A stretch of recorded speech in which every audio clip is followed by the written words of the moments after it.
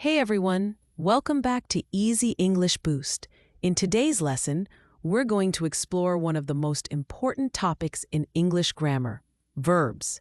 In this video, we'll cover what a verb really means, the different types of verbs with easy examples, and some common mistakes to avoid when using verbs in English. So get ready to make your sentences stronger and more natural.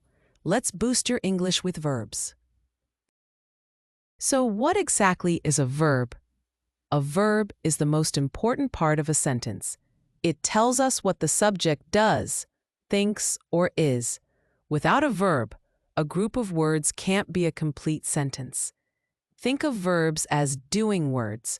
They show action, feeling, or even a state of being. For example, she runs fast. Here, runs is the verb. He is happy. Is also a verb because it shows a state of being. Think of verbs as words that show what's happening. Words that express physical action, like to jump, to run, or to dance. Words that express mental action, like to think, to remember, or to imagine.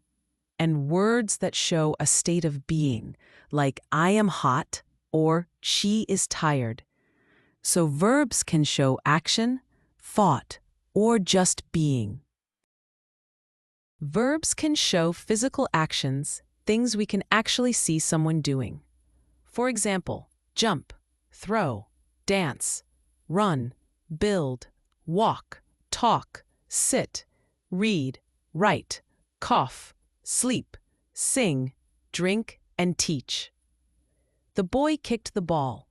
She opened the window. They ran to catch the bus. These are all actions you can see happening. That's what makes them physical action verbs. Some verbs don't show physical actions. They happen in your mind. These are called mental action verbs. Words like imagine, believe, forget, hope, love, or decide, they describe what happens inside your thoughts or feelings. For example, he imagined a world without cars. I remember my first teacher. She decided to study abroad. You can't actually see someone imagining or deciding, but there's still actions happening in the mind. Not all verbs show action. Some simply show a state of being. They tell us that something exists or is in a certain condition. The most common one is the verb to be, like is, am, are, was, and were. For example, the sky is clear today. She was a nurse. I am ready. There are other state verbs too, like belong, seem, remain, or taste.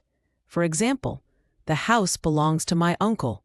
The soup tastes salty. He seems tired. These verbs don't show action. They show what something is or how someone feels. Now that we know what verbs are, let's look at the different types of verbs in English. Verbs come in many kinds, and each type has a special job to do in a sentence. Some show action, some show state, and some help other verbs. Here are the main types: action verbs, stative verbs, transitive and intransitive verbs, auxiliary verbs, linking verbs, modal verbs, phrasal verbs, and regular and irregular verbs. Don't worry, we'll go through them one by one, with clear examples to make everything easy to understand. Let's start with action verbs. An action verb shows something a person or thing does, a real, visible activity. For example, Maria eats the chocolate. Here, eats is an action you can see. The cat climbed the tree. Again, climbed is a clear, physical action. But not all verbs show action. In Maria loves chocolate, loves shows a feeling. It's not an action you can see. And in the cat is sleepy, is shows a state of being, not an action.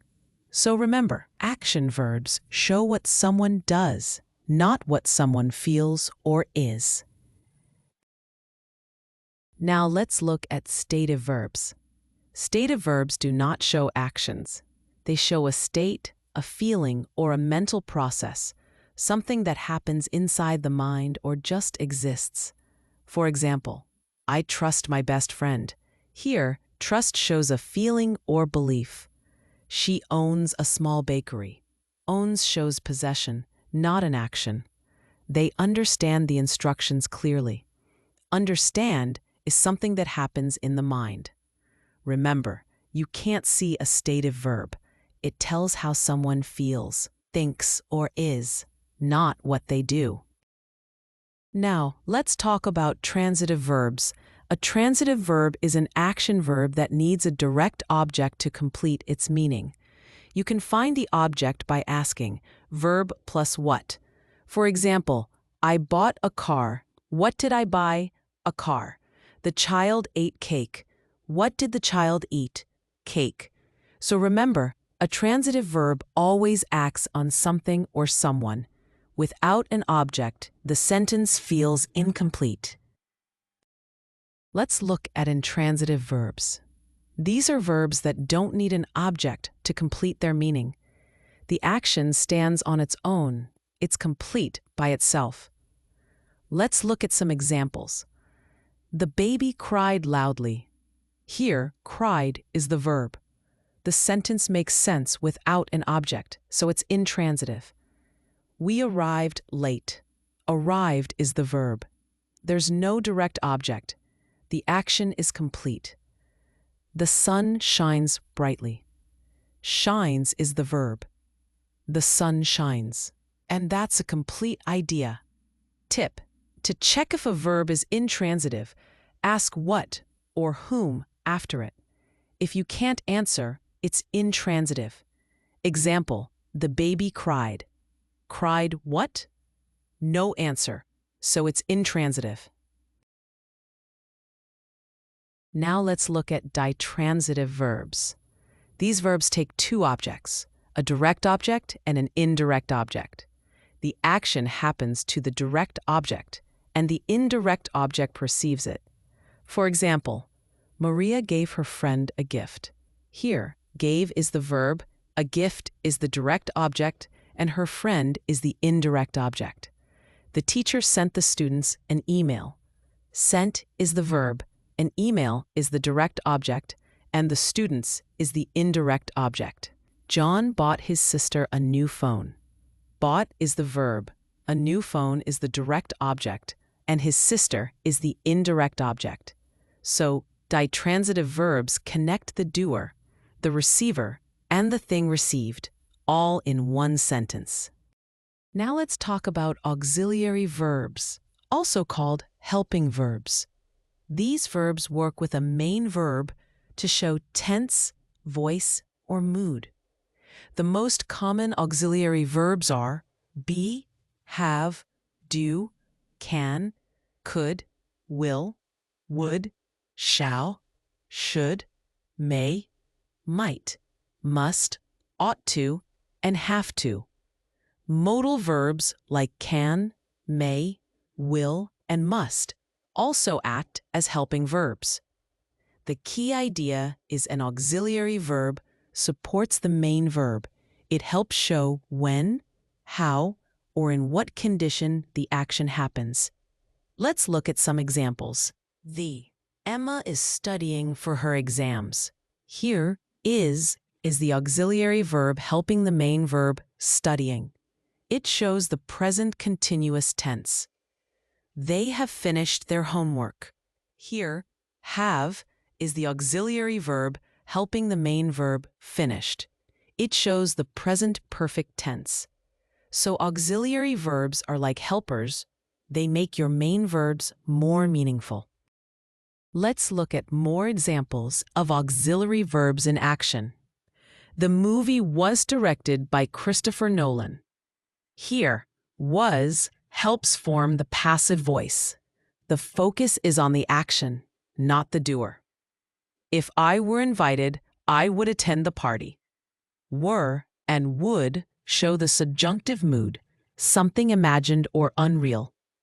Ben does not like spicy food. Does helps form a negative sentence. It supports the main verb like. Tip: think of auxiliary verbs as helpers that give extra meaning to the main action. They tell when something happened, how it happened, or what attitude the speaker has toward it. Next, let's talk about linking verbs. A linking verb connects the subject to something that describes or identifies it, called the subject complement. It doesn't show action. Instead, it shows a state of being or condition. Examples: John, she is a teacher. Is links she to teacher. The soup smells delicious. Smells links soup to delicious. They became friends. Became links they to friends. Common linking verbs include be, am, is, are, was, were, become, seem, appear, look, taste, smell, sound, and feel. Think of linking verbs as connectors. They join the subject with what it is or how it feels. Let's understand the difference between auxiliary verbs and linking verbs. Auxiliary verbs or helping verbs work with a main verb. They help form tenses, negatives, or questions. Examples: she is eating lunch. Is helps the main verb eating. They have finished their work. Have helps the main verb finished. Linking verbs, on the other hand, do not show action. They connect the subject to more information about it. Examples: she is a teacher. Is links she to teacher. The food smells great. Smells links food to great. So remember, auxiliary verbs help the main verb. Linking verbs describe or identify the subject. Now let's talk about modal verbs. These are special helping verbs that show possibility, ability, permission, or necessity. Unlike other helping verbs, modal verbs cannot be used as main verbs in a sentence. Some common modal verbs are can, could, will, would, may, might, shall, should, must, and ought to. Let's look at a few examples. Can shows ability or possibility. She can speak 3 languages fluently. Could shows past ability or makes polite requests. Could you open the window, please? Will expresses future action or willingness. I will call you when I reach home. So, modal verbs help us express the tone or intention behind an action, not just the action itself. Let's see more examples of modal verbs. May shows permission or possibility. You may leave after the meeting. This means you have permission to go. Would, used for polite offers or imaginary situations. I would travel the world if I had enough money. Here, would shows something imaginary, not real right now. Might expresses a weaker possibility. It might rain later tonight. Might means there's a small chance of rain, not certain. Should gives advice or expresses duty. You should eat more fruits and vegetables. It's like giving good advice or suggesting what's right. Must shows strong obligation or necessity. You must wear a seatbelt while driving. It's a rule or something very important to do. Ought to expresses moral duty or suggestion. We ought to respect our elders. It means it's the right thing to do, a moral duty. So modal verbs help us show possibility, permission, ability, advice, or necessity, making our sentences clearer and expressive.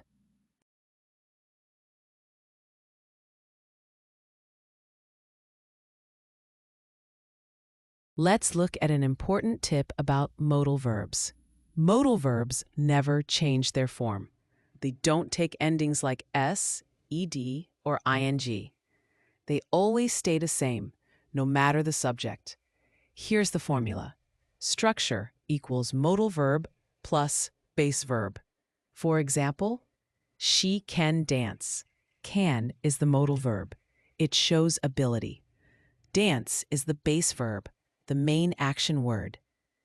You must study. Must is the modal verb. It shows necessity or obligation. Study is the base verb, the action that must be done. He can swim. Can is the modal verb, and swim is the base verb. He can swim is correct, but he can swim is wrong. So remember, modal verb plus base verb is the correct structure for sentences with modal verbs. Think of modal verbs as mood setters. They don't show the main action, but they show how the speaker feels about that action. For example, I can do it shows ability. I must do it shows obligation. I might do it shows possibility.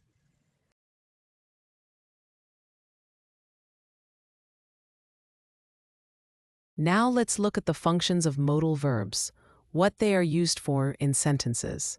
Modal verbs can express different meanings depending on how we use them. Ability shows what someone can do. Common modals: can, could, be able to. Examples: she can swim very fast. He could run long distances as a child. Permission, used to ask or give permission. Common modals: can, could, may, might. Examples: may I come in? You can use my phone if you need. Obligation or necessity shows something that must be done. Common modals: must, have to, should, ought to. Examples: you must wear a helmet. We ought to help our parents. Prohibition tells what is not allowed. Common modals: mustn't, can't. Examples: you mustn't smoke here. You can't park in this area. Possibility or probability shows what might happen. Common modals: may, might, could. Examples: it might snow tonight. She may be late to the meeting. Advice or suggestion, used to give recommendations. Common modals: should, ought to, had better. Examples: you should rest after lunch. We had better leave early. Requests or offers, used to ask politely or offer something. Common modals: can, could, will, would. Examples: can you help me? Would you like some coffee? Each modal verb changes the tone or meaning of the sentence, showing ability, permission, necessity, advice, or possibility.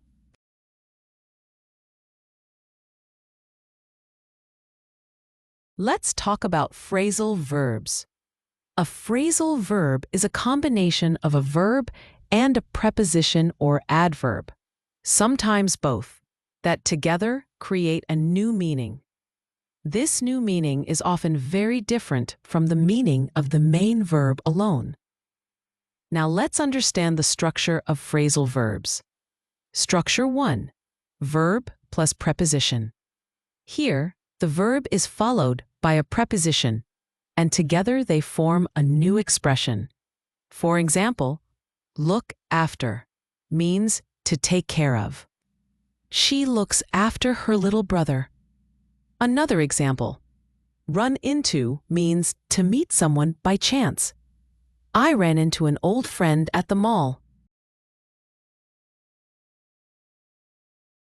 Structure 2. Verb plus adverb. Here, the small word that follows the verb is an adverb, like up, down, away, back, or off. It changes how the action happens, often showing direction, result, or completion. For example, give up means to stop trying. Sentence, he gave up smoking. Break down means to stop working, usually for machines. Sentence, the car broke down. Here's how you can identify this type. If you remove the small word, the adverb, the verb still has a meaning, but the action feels incomplete or changes its sense. For example, give and give up mean very different things, so that small word up completely changes the idea of the verb. Now let's look at structure 3, verb plus adverb plus preposition. Some phrasal verbs use both, one adverb and one preposition, and together they create a new meaning that you usually can't guess just by looking at the words. For example, put up with means to tolerate something unpleasant. Example, I can't put up with this noise. Let's break it down. Up acts as an adverb. It changes how the action put happens. With acts as a preposition. It connects the verb to the thing you're tolerating. Together, put up with means to tolerate. How to identify this type? If you see two small words after the main verb, the first shows direction or intensity, like up, and the second links to an object, like with. Then it's a verb plus adverb plus preposition structure.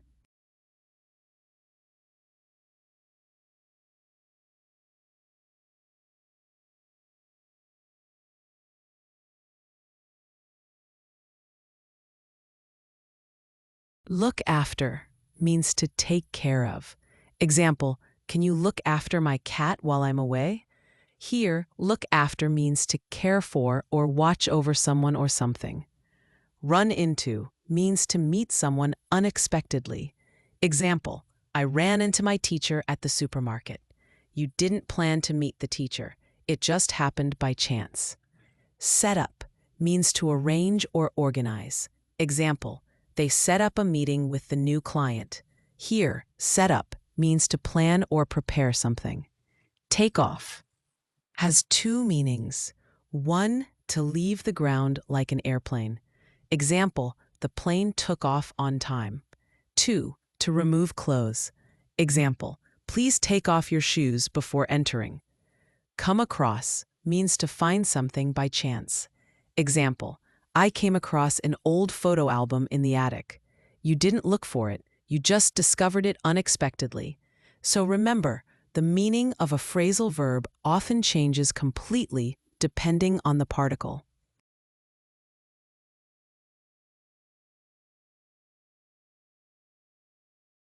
Here are some quick tips for learning phrasal verbs.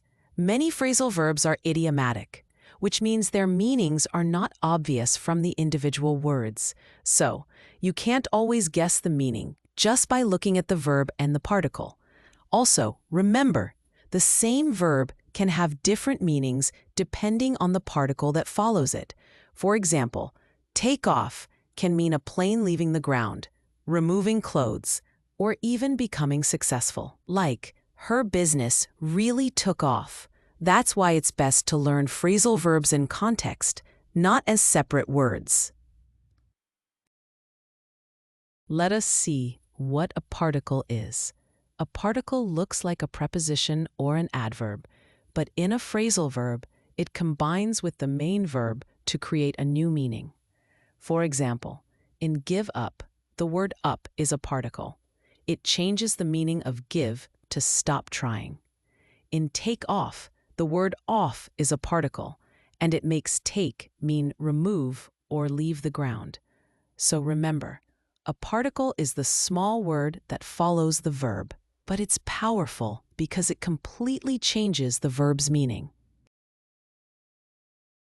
Now let's look at regular and irregular verbs. Regular verbs are verbs that form their past tense and past participle by simply adding ed or d. Examples: love, loved; move, moved; play, played. It's simple and predictable. Irregular verbs, on the other hand, do not follow this ed rule. Their past forms are unique. You just have to learn them. Examples: go, went, gone; see, saw, seen; take, took, taken. So remember, regular verbs follow the rule, but irregular verbs break it. Now let's look at some examples of regular verbs. Regular verbs form their past tense and past participle by adding ed or just D if the verb already ends with E. Play, played, has played. Play is the base verb. When we add ed, it becomes played, which is the past tense. Has played is the past participle form, used with has or have. Watch, watched, has watched. Watched shows the action happened in the past. Has watched shows the action is completed recently. Clean, cleaned, has cleaned. Cleaned means the action of cleaning is finished. Open, opened, has opened. The word opened shows both past and completed action. Cook, cooked, has cooked. Cooked tells us the cooking happened before, and has cooked connects it to the present. So remember, for regular verbs, we just add ed or d to show something happened in the past or is completed.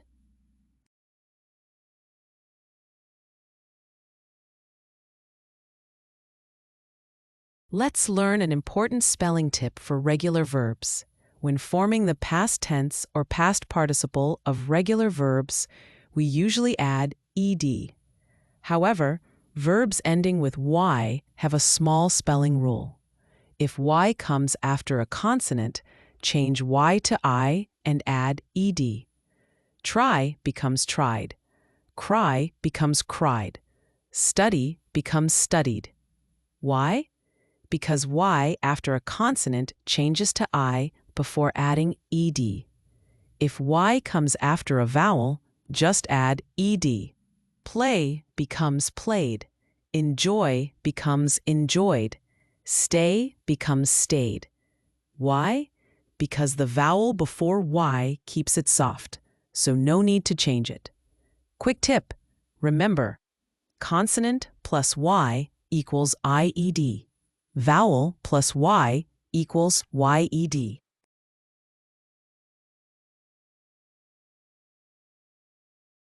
Now, let's talk about irregular verbs. These are verbs that do not follow the regular ed rule. Instead, their past forms change in different ways, and we simply need to memorize them.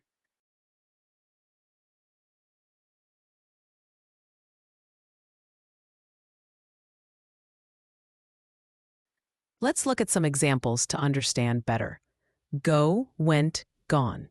Go means to move or travel. For example, I go to school every day. I went to school yesterday. I have gone to school already. See, saw, seen means to look at something. I see the mountains. I saw the mountains yesterday. I have seen them before. Take, took, taken. I take an umbrella when it rains. I took an umbrella yesterday. I have taken one today too. Begin, began, begun. The class begins at 9 a.m. It began late yesterday. It has begun already. Eat, ate, eaten. I eat breakfast at 8. I ate breakfast early today. I have eaten already. Tip: irregular verbs often change completely in the past or past participle form. So keep practicing regularly to remember.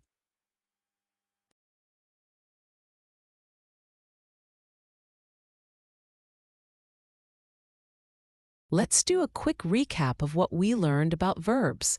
A verb shows action, state, or being. For example, run, eat, is, feel. Action verbs show what someone does. She runs every morning. Here, runs is the action. Stative verbs show a state, feeling, or thought. I know the answer. Know shows a state, not an action. Transitive verbs need an object to complete their meaning. He kicked the ball. The ball is the object. Intransitive verbs do not need an object. The baby cried. There's no object here.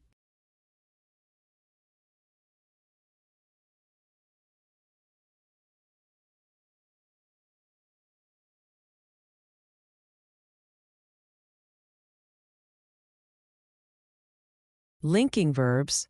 These verbs connect the subject to a description or state. She is tired. Is links she and tired. Auxiliary verbs. These are helping verbs that support the main verb. They are playing football. Are is the helping verb and playing is the main verb. Modal verbs.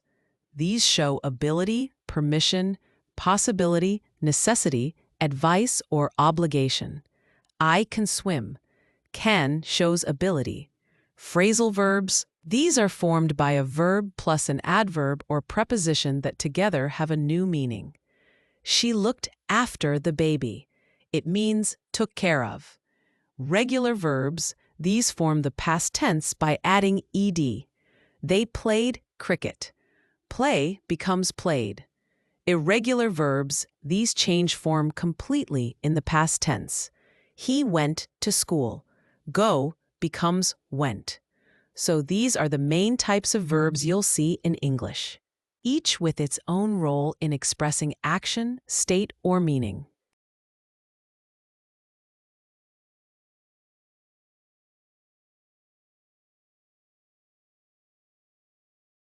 You did an amazing job learning about verbs in English. Keep practicing, because verbs make your English come alive. Still watching but haven't subscribed yet? Subscribe now. Learning English is easy and fun with Easy English Boost. See you in the next video.